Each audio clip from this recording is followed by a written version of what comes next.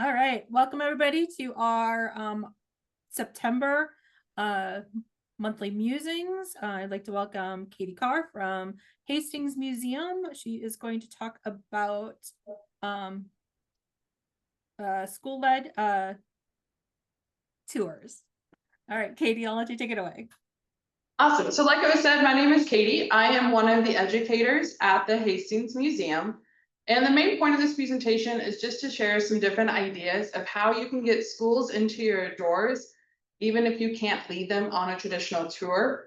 I know for a lot of us, our go-to is we have a class, we walk them around the exhibits, we show them some things. And unfortunately for many of us, we are a staff of one or very few people. So that means you can only cater to one class at a time, which can greatly impact how many schools you're able to accept. So hopefully this will give you some basic ideas. And then at the end, I'll share some ideas that the museum does that can maybe inspire a few things. So our first thing is always going to be, and of course, my computer wants to fall asleep right now. One moment. Our first thing is always going to be to find your audience. So a lot of people will try to come up with a lesson plan just out of nowhere. But what's going to be really important is you know who you're going to target. For example, our third graders all have to learn local history. So if you have a community member or an event in your town that's pretty well known, or maybe just important to your town, that would be a great way to get all of your third graders involved. Fourth grade, it's state level. So anything you have statewide, it can even be something like, what did your town do during World War II or anything like that. And then obviously, as you get older, you can get deeper into some of those topics. You can get into more of the political side of it, or maybe you have somebody from your town who became a senator when they're learning about the branches of government in 5th and 6th grade. All the standards can be found on the Nebraska State Standards page. Most helpful are going to be the science ones and the history ones. Especially in lower elementary, we found a lot of times the science ones are going to be where you find stuff like on fossils, past times, all that kind of stuff. So definitely check those ones out. If you're just starting out in the process, I would highly recommend you talk to your local ESU's PLC committees. So that's a lot of abbreviations. ESU is your educational service unit. So that would be like ESU 9 is ours. They cater to the Hastings surrounding area schools, and then they can put you in contact with teachers. Many school districts will have PLCs, which means you can either get all of the grade teachers together in your district.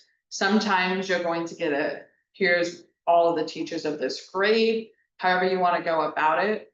If you have teacher buy-in from the beginning, you're already going to have some pretty good ideas on the topics that they want. Standards change about every 5 years. And when that happens, they can't always get new curriculum. So if there is something that's new that's added to your grade, that's going to be a great place for you to step in. We experienced that a couple of years ago. There was a lot of stars, space, and science added to standards. And space can be really overwhelming if that's not your go-to subject. So we were able to add a couple of space programs that would help our kids out. And then we actually started a YouTube of Astronomy Spotlight to help with that, where Kirk, our planetarium guy, gets to nerd out on whatever cool space things happening that month. Then I just edit a quick video and we upload it and they can see it whenever. If you're unable to meet with teachers, because a lot of the times they're going to either meet before school at 3:30, which isn't always the most convenient times for museum professionals, you can always ask to send out a Google form or a Microsoft form just to get a bunch of feedback of what standards are you looking at? Do you feel like you need help with Native Americans or fossils or World War II, whatever that might be. And one thing I like you guys to keep in mind is, for example, if you do World War II, maybe your town didn't have a lot going on at that time, but you might have furniture from the time period. You might be able to talk about how news was shared at that time, or what the home front efforts look like at your location. Those are all great ways to tie it in. It doesn't necessarily need to be super literal, especially for kids. They're going to remember those items and stories more than in 1944, this event happened. So that's something to definitely keep in mind.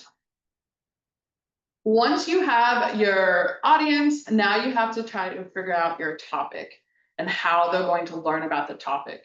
So is it going to be teacher-led? Does the teacher need a brochure maybe to help go around your museum and share some ideas? Are students going to be roaming around your museum? Are they going to have handouts? All that kind of thing.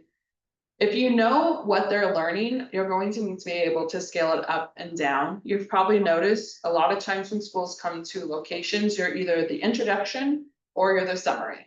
So either they know nothing or everything. And so it's always good to have that communication with teachers or to offer two different types of lesson. For example, we have a rocks and minerals class here. If we get our third graders in, they're just now learning that there's multiple types of rocks versus our sixth graders who are starting to learn minerals are in everything and this is how they're formed. So having that information ready for them is pretty helpful. Another example would be homesteading. That's probably one most of us would deal with. We use terms like homesteading and the New Deal Acts or anything like that, pretty common when we're talking about our programs. And I think sometimes we forget that could be the first time the kids are hearing that word, or they might have heard it, but they really don't know what it was, especially to your location. So for example, with homesteading in Nebraska, we all know you got some land, this was the price of the land. We were getting the immigrants, Civil War vets, young families over here. But when a textbook does it, they have to give the definition that fits most of the United States. So they're usually pretty vague. So it's always good if you're going to be using terms like that or key points to really explain to the class, this is what I mean when I'm saying this. And if they have a handout, one thing we always do, and I have some examples later, is we have like need to know vocab on the side where we pull those words out, very similar to a glossary, just to make sure we're all still on the same page. Another example would be Native Americans. A lot of us are going to focus on the tribes that were in our area. Textbooks are going to branch everyone together under a big umbrella because they have to serve multiple schools. So they might not know that the Pawnee were here in Nebraska, and all of a sudden they're giving you tribes that only live like in New Mexico, because that's where the book was published. So it's always good to just kind of come in, and I have never had a teacher or student be offended when I'm like, do you know who these people are? Do you know what these words are? And if you take the 2 minutes at the start of your lesson or your handouts to do that, the rest of it's going to go a lot smoother and everyone's going to be on the same page. So now that you have what grade you're probably targeting, maybe a couple schools that have some buy-in, willing to test out your programs and give honest feedback on them. And you know, if the teacher is going to lead it, this is what my brochure is going to look like. And like I said, I'll have some examples of those in a bit. Or if it's student-led, here's how I'm going to make sure every student knows what's going on. And especially if your museum is lacking in labels or labels that make sense to the average person, if they're coming to look at it, is it clear that this label is for this item? And if so, does it tell more than the donor and accession number?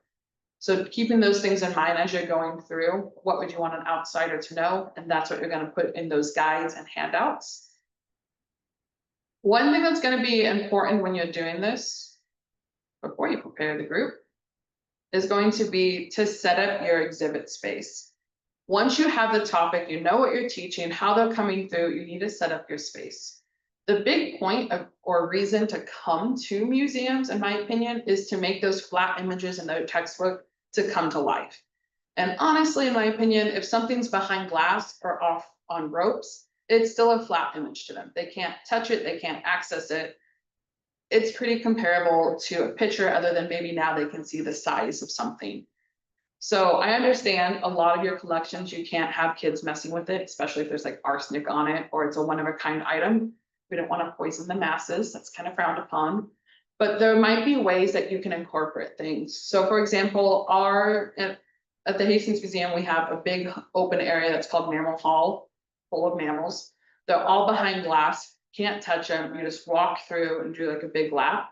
A few years ago, our exhibits people went and they put furs out, skulls out, paw prints out. We made clay models of paw prints. So kids just have something to touch, to feel, to look at. And when we put the things out, we put it at about adult waist height. That's perfect height for kids of multiple ages, adults can still reach down and touch it, because let's be honest, they want to feel how soft a beaver is too, and just get to kind of feel that out. Sometimes it doesn't even have to be exhibit things. For example, in our old Kool-Aid exhibit, we talk a lot about how Edwin Perkins, the inventor of Kool-Aid, needed to overcome a lot of the ration problems in World War II. We're not going to set out ration books for the kids to look at and to go through. Obviously, they would fall apart. But what we can do is set out an activity where we have them design a pizza, and then they learn their toppings on the pizza are going to impact the points that they have. So even though that's not an actual artifact that they get to hold and look at and move, it's still something to engage them with that area and connect it back to them. And most kids are very willing to build a pizza of some kind. And it works in our favor that meat lovers is pretty common. It really gets that ration point home. Some other things would be to think about would be, are you going to have these things out all the time? Do you set them out the morning that you know that class is coming? If your museum is kind of like a maze and you really want to see what they're doing with those items, you can always have teachers check out a backpack. So those items are in the backpack form, and then they can pull them out when they're ready. So there's a few options of that. And like I said, at the end, we'll go through some of these things in a little bit more detail. This is just to get some ideas going. And now that you're prepared, you need to make sure your kids are prepared. So the best things to do are to make sure you have that communication with your teacher before they even set foot in the building. Our case, we send them a packet and an email. We say, this is where you can have lunch. If it's raining, you can come here. If when you come in, this is how you're going to pay. This is how we're accessible to you. If you can have it on your website, then all you have to do is send a quick link. Or in our case, we do have it on our website, but it can be a bit cumbersome to navigate all those tabs. So we've created a little document that just has it all spelled out. And that's one of the things that will be available at the end of all this. When the recording goes up, I'll send Karen our document just to give you guys some ideas of things you might want to include in there. One thing to keep in mind is when a teacher comes, it could be their first time at your location. So if they already know, hey, we have to eat on the bus because we can't eat in the museum, or there's a park, we'll be able to blow off some energy here. That kind of stuff can help them a lot. And definitely will open the conversation if they'll have a student with more specialized needs. Maybe they have somebody in a wheelchair, maybe they have someone with loud noise bothers them. It lets you have that communication to know how accessible is your museum, and if the teacher needs to do any preparing with her students. So now we're going to get into more example-based things. So the first one we're going to focus on is teacher-led. So this means you check in the group, you hand the teacher something, and the teacher is going to lead their class through the exhibit. There's a couple ways to do this. We have found backpacks work pretty well. So I'm going to switch my camera really quick to show you guys one of the things we'll use to do that. Lift it up. So we have themed backpacks. This is more for a family to check out, or like a homeschool to check out. But the same idea could go over to a school. So this is that front page I was talking about, where we explain any vocab right on the cover that they might need. And like I said, always assume if it's a key term, they don't know it, or they might have a different definition than what you're used to. We always like to give a summary so they know what they're getting into. This happens to be our moonlight one. So it talks about nocturnal animals, our planetarium, stars, all that kind of stuff. Letting them know where they're going to be in the museum. And at the very end, I'm sorry, I have a weird setup. We're constructing our Kool-Aid exhibit right above my office. And I assumed you guys did not want to hear drilling and hammers going around. So we're kind of making do. And then have a part where they know, what do I need when I'm at this exhibit?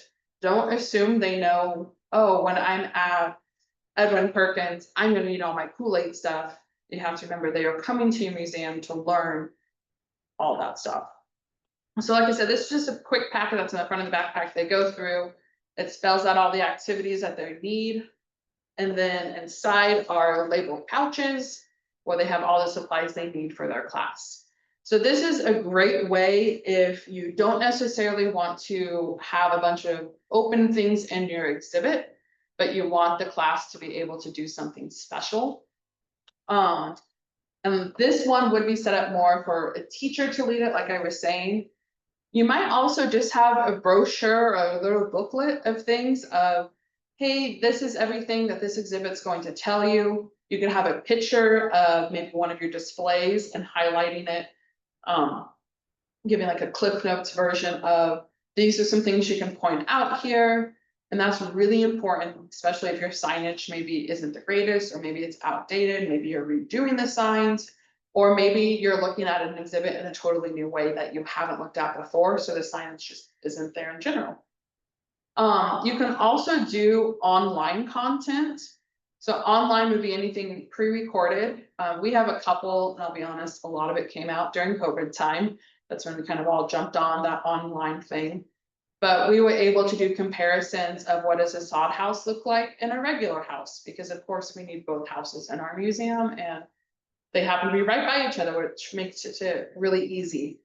Like I said, we have our space ones that teachers can rely on. We have some Kool-Aid based ones for local history. And anytime a teacher asks us to do a video or to show something in our museum, we're pretty on board to do it, as long as to us it makes sense. Like, I'm not going to go on and on about a Native American tribe we don't have here. Like, it's got to tie back somehow. So on this slide, that top picture would be just like an example of the Kool-Aid backpack that we could do. Right below it is one of the brochure type things. And depending on the age of your students, that brochure could be something the teacher then gives to the kids, and maybe they have to fill things out. And speaking of kids filling things out, let's jump to our student-led one. So with student-led, the biggest thing is going to be, can your students read? And if they can read, that doesn't mean they want to read paragraphs and paragraphs of information. Their textbook's already done that, their classwork's already done that. They don't need a worksheet when they come through. They need something that makes it a little different. So we do a few different things. On the top, we have a search. You're going to notice Kool-Aid's a pretty strong theme at our museum. Tends to be one of the main reasons kids come to us. On that one, we try to do really open-ended questions. If you're filling in a blank, we all know what they're going to do. They're going to go to the exhibit, quickly scan, looking for that one word, and then move on. They're actually not going to learn anything. They're not going to remember anything that they wrote down. Maybe they wrote down Edwin, and that's all they got out of it. If you have the open-ended ones, one, they're not relying on signage. So if your signs are a small font, or maybe it's a little confusing, or you just have like little synopsis paragraphs, they can pull their own ideas out. We do try to do most of our stuff, if it ends in kids' hands, in English and Spanish. Full disclosure, we do not rely solely on Google Translate, and I would strongly recommend neither should you. It's a great place to start, but definitely having a native speaker look over that work and be compensated for their time and efforts for helping you do all of that is way worth it. There is a lot of nuance in a lot of languages that only people who actually speak that language are going to be able to help you out. You don't want to accidentally offend a bunch of people when they come in. And plus, it just makes it more accessible to all kids. If their parents come, it gives them the option to also be included if maybe they're more comfortable reading Spanish than English. Down below are some examples of searches we do for our younger kids. So you're obviously it's way less search reading if it's just a picture they have to find. And then each of those pictures correlates with something important to Edwin's story on making Kool-Aid. The teacher would have a handout that says, why did we take you to the Nixatime box? Well, that's his first invention, and it gives them some more verbiage to look for. So the kids get engaged because now they have a little control looking around an exhibit, but the teacher is going to have that background information to make it make sense. If you only have a small exhibit area that you really want people to pull off of, we have every year, you guys are probably aware, we have the Kool-Aid Festival. We get thousands of people that come in. I don't want thousands of people in my one little Kool-Aid exhibit. It's not a good experience for them or anybody else in that area. So we actually created this search where we take them all around our museum. And for example, number 3 is a picture of our drought exhibit that's upstairs. They would then turn the page over and see, why did I lead you to drought? And they would see Edwin's dad sold the family farm because of drought, and that's what got him into the general store, which inspired him to become an inventor. So you can lead people around in more creative ways. For example, if something happened in a certain year, do you have another artifact that was made that year? Or do you have a newspaper ad that was printed that year? Just different ways to tie things in to get them around your whole museum. And that's great, especially if you're going to have a class of 30 or more people. If they're all in one little display case trying to find things, that's going to be pretty tricky for them. If you spread them out throughout your whole location, that's going to work better. Granted, that's going to also depend on how well the teacher feels that their class would do scattering like that. When we do student-led, we do recommend it's 3rd grade and higher. We have the added benefit of our museum. A teacher can stand in the middle, and we have a big opening where you can see all 3 floors from that location. And she can yell at little Johnny or Sally, like, hey, you're walking here. She can still have pretty good eyes on most of her kids. So that's definitely something to keep in mind when you open it up to student-led. And then our next way would be virtual. So we do what we call VFTs, virtual field trips. The way they're done is the teacher books with us just like they would do any other presentation, and we do ours live. You do have the option, if you wanted, you could pre-record them and send them to them. If you've ever seen a mystery Doug, it'd be very similar to that standard where you ask questions, tell the teacher to pause the video. We prefer to do them live just because we feel like kids will have a more interactive experience with that. When we do them, Kool-Aid is our main topic. We always try to Zoom with the teacher beforehand. A few reasons for that. One, it allows you to see that their technology is working and your technology is working. They can hear you fine. It allows you to see how you're going to see the kids, because a lot of the teachers, their computer is going to be fixated one place. So you might be staring at a whiteboard and then the kids are all seeing you on this jumbo screen. It's just kind of nice to know what they're seeing.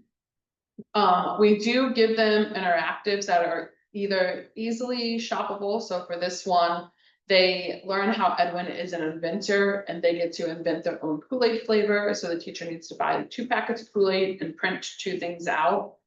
For our programs, we don't do trunks just because it can be a little bit of a pain to get those shipped to the teacher, and that added fee of the teacher needing to ship it back to you or drive it back. We just try to keep things really low prep and really easy to do. We'll walk through the lesson plan with the teacher just so they know what's going on. And I always stress to the teacher that I need them still in the room. Obviously, when you're presenting, they might be on this little screen for you and you're not going to see hands, so it just kind of helps out.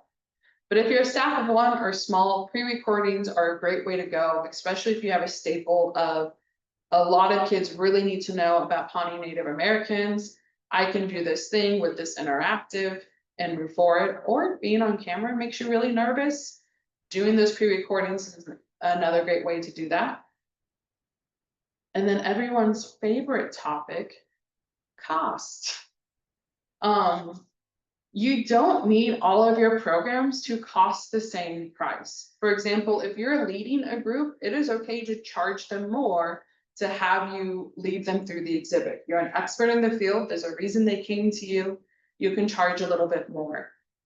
Then you can move down to, all right, teachers are leading you through, so here's our admission price. If we're virtual, here's the admission price for that. At the museum, we do things where our local schools get a pretty heavy discount. A big part of that is we are city owned, so in a way they already kind of pay for the museum. So they do get a discount. And plus we want our teachers to have that really good relationship with us. The amount of times we just call a random 3rd grade or 4th grade teacher and say, hey, we need to troubleshoot this, or what does this standard mean? And offering them a discount is a great way to build that relationship. And then virtual ones, I'll be honest, they're kind of hit and miss. I would try really hard to get them to your building, but with buses becoming harder to get and staffing bus drivers, virtual might be a possible thing for you guys to look at. I do know that that is a lot of information in an incredibly short time. All of the slides are going to be available on NMA's website. I'll also have a sheet available of all of the protocols we do when kids come to the museum. It's kind of like our quick and dirty guide we give to teachers to prep them. And then I'm a big planner. I like to have note pages. So there's a little template that will be provided as well that walks you through the steps of how can I create a program that I don't have to necessarily leave, but the kids are still going to get something out of it. There's still something they can hold in their hands. And then obviously, I'll put my contact information up. If you ever have any questions on anything, or even if you just want to talk out a lesson plan, that's kind of what I nerd out in. My background is actually in education. So as cool as history and all that stuff is, the nitty gritties of lesson plans is what gets me really excited. I'd be happy to talk to you. You can email me. I would say call, but I'll be honest, at this time, I'm really at my desk. I'm doing a lot of programs, so email is definitely the best way. But yeah, otherwise, if you have any questions, definitely feel free to reach out, and then those handouts will be online soonish. Otherwise, I think that's about all I have on my end. So I do have a quick question, like with the teacher-led stuff. So do you have, so in that, do you have, say, like questions that they might put out toward their kids? Like, for instance, I have like a small exhibit on the Oxbow Trail, which came through, and most of them have never heard of the Oxbow Trail, but it's like, well, have you heard of the Oregon Trail? Have you heard of the Mormon Trail? And yes, they've heard of that. But then it's like, well, I asked, well, what do you think they brought with them? I mean, are those like so cues or something like that for I mean, not that the teacher won't know, but just some things that we potentially might, Yeah, let me that type of thing. Let me quick pull up something that we will give to teachers sometimes. So we try to hand a relatively scripted out thing, knowing full well a teacher likely isn't going to read verbatim what's on there. But we do like to give them ideas of questions that they could be asking their kids. Let me see if I can get. We'll do apples. We'll take a break from Kool-Aid. This isn't my normal computer, and I feel like I'm just lost in the world. That's okay. If it's, yeah, you can either put it up with all the stuff or send it. I mean, I have my like sort of basic tour. I don't have, unfortunately, my museum is not set up so it doesn't flow all that well. So I go from the trail to the ordnance plant to schools, so it's just the way things are put. But I was just kind of curious to know if you guys have things like for like the teachers to potentially, because they might not think, or they might, sometimes they come up with obviously things that I have no clue about. I've been out of school for umpteen years now, so I have no idea what they're, talking about anymore. So Yeah, so this one is just a preschool lesson on apples. We take them in our teachers can use our outdoor classroom, and we usually will put colors and a different questions in a different colored font. And we like to also provide what the answer should kind of be. Obviously, with apples, they know the colors of them, but something like a very specific trail that came through, they might not know. And then having that answer or ways to guide it. And we will also send this stuff to teachers before they come to the museum. That way they can look at it and get comfortable with it themselves and then be able to tie it in with their kids. Especially now, a lot of social studies we're learning is shared through a storybook. So it's going to be very niche to what that character went through in the book. And so then they'd be able to add in those 2 cents. Remember when Annie did this in the story? That's the same thing. But having that baseline of some questions they can ask, especially that is specific to your area that they'd be able to then look and pull from, is definitely something we would encourage. It's a good way to make them interactive. And I think also help ease a teacher when we tell them, like, we're going to give you everything you need. You just need to bring your class. They're definitely more willing to come. Otherwise, they're just kind of like, well, I know nothing about this trail, which is fair. They have to know a lot about a lot. leave the niche stuff to the experts and we can help you along. But that definitely does help them, I would feel.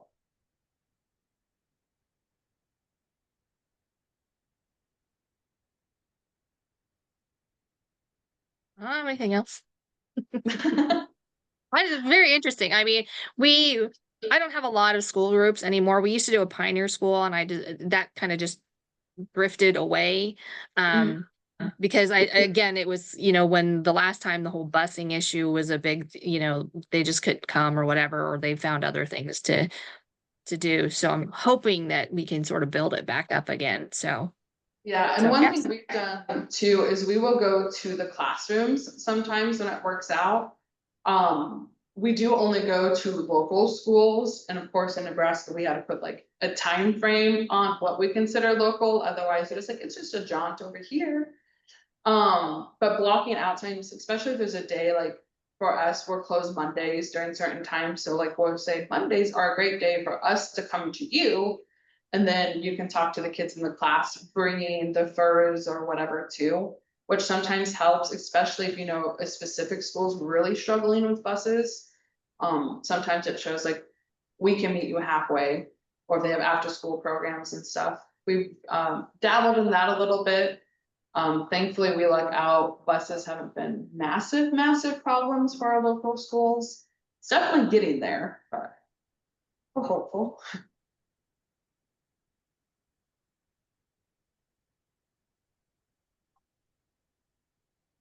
But All right. they were good to go. I think so too. Thank you so much, Katie. And we'll get this posted on the NMA website and YouTube channel. Hopefully next week. Thank you all. Thank you. You.